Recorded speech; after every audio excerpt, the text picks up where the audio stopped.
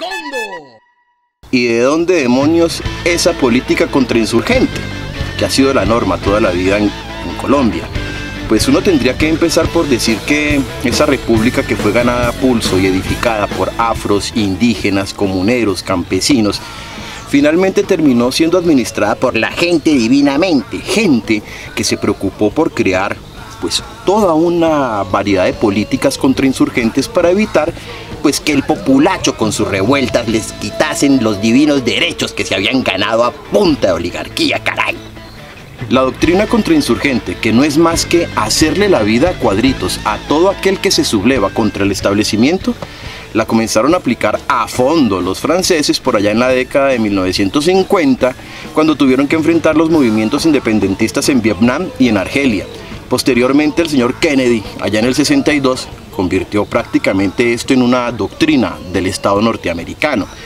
En nuestra querida Colombia, esa doctrina contrainsurgente se aplicó desde las primeras décadas del siglo XX por parte de la gente divinamente. Y entonces es normal que usted, al revisar la historia de la protesta social en Colombia, lo único que se va a encontrar es baños y baños de sangre. Y es que desde 1918, y ojo que no habían aparecido las guerrillas, ni siquiera las guerrillas liberales. En 1918 se había acabado la Primera Guerra Mundial y aquí en Colombia se comenzaron a generar una cantidad de protestas sociales que comenzaron por la costa atlántica, arrancaron por Barranquilla, se fueron luego a Santa Marta y terminaron en Cartagena, en donde 5 huelguistas fueron asesinados por el Estado. Ese mismo año, en 1918, se instauró por primera vez el estado de sitio en Colombia, precisamente como una norma para contrarrestar el tema de la protesta social. Uno de tantos episodios de la protesta social que realmente da desvergüenza fue el ocurrido por allá el 16 de marzo de 1919, en pleno gobierno de Marco Fidel Suárez. Pues resulta que este señor, honorable presidente de la República, pues le había encargado a los confeccionistas gringos hacer los uniformes del ejército colombiano. Y pues claro, los sastres y artesanos del país dijeron: oiga, don Marco Fidel Suárez, ¿pero qué le pasa? Si aquí hay máquinas de coser y nosotros podemos entrarle al tema y hacer unos uniformes bien pispos, bien bonitos.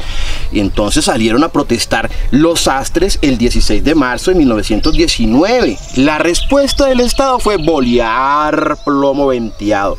Murieron allí 5 sastres, 5 personas que estaban pues protestando de manera pacífica.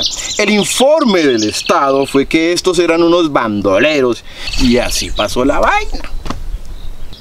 Quizás uno de los puntos más altos dentro del tema de la doctrina contrainsurgente en Colombia lo instauró la hegemonía conservadora por allá en 1928 con la Ley 69. La ley heroica diseñada para la defensa social. Esa ley que fue diseñada al amaño de los conservadores para un país godo, pues prohibía prácticamente la huelga, restringía el tema de la opinión, ya que prohibía ciertas publicaciones que no eran afines al gobierno. Es más, si a usted lo pillaban promoviendo dichas publicaciones o publicando esos pasquines en contra del gobierno, caray, pues usted era metido a la cana, así de sencillo.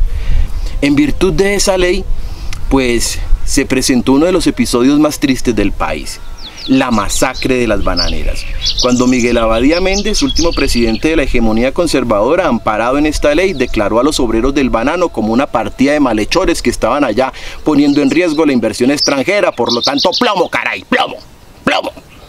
Después de la Segunda Guerra Mundial, los colombianos quedamos matriculados bajo la égida de los Estados Unidos, que nos protegerían de los ejércitos rojos que vendrían aquí a violar a todo el mundo, hasta el perro y al gato. Y es entonces cuando, en pleno marco de la Guerra Fría, se entregó el país a los postulados y los intereses políticos y económicos de la Casa Blanca. De hecho, uno de los episodios más tristes de un Estado arrodillado se dio por allá en 1948, cuando en el gobierno de Mariano Ospina Pérez que se quiso redactar un nuevo código laboral.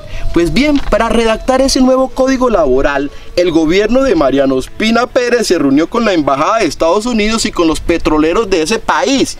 ¿Para qué? Pues para limitar el derecho a la huelga y obstruir de esa manera tan maluca el accionar sindical en el país. ¿Se imaginan ustedes el Estado colombiano llamando a los gringos para pues diseñar un código laboral para los obreros colombianos? En esa relación con los Estados Unidos, Colombia ha salido mal librada desde siempre.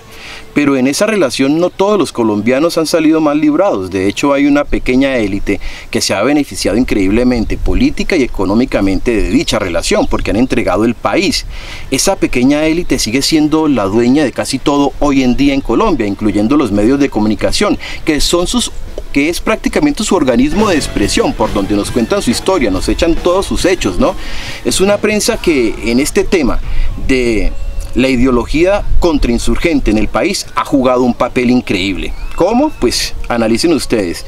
Desde las bananeras, sí, hasta la masacre de Tumaco, todas las masacres perpetradas por la fuerza pública colombiana se han dado en hechos confusos. Es una prensa que no patea la lonchera del gobierno, por supuesto. ¿Y cómo patearla si ahí va el billete? A esa prensa uno tendría que decirle que vemos que cada vez que la selección Colombia gana un partido, pues ponen cámaras en Barranquilla, ponen cámaras en Santa Marta, en Cartagena, Medellín, Bogotá, Cali, ponen cámaras en todo lado para captar nuestra increíble emoción por los triunfos de la selección. Interesante sería que pusiesen al menos el 10% de estos equipos en regiones como San José de Apartadó, Curbaradó, la Baja Botacaukana, Corinto, Tumaco, regiones que suenan tan lejanas en la opinión pública del colombiano como Alepo, Kabul. Los invitamos para que lean los medios independientes. A nosotros nos encuentran en www.radiomacondo.fm.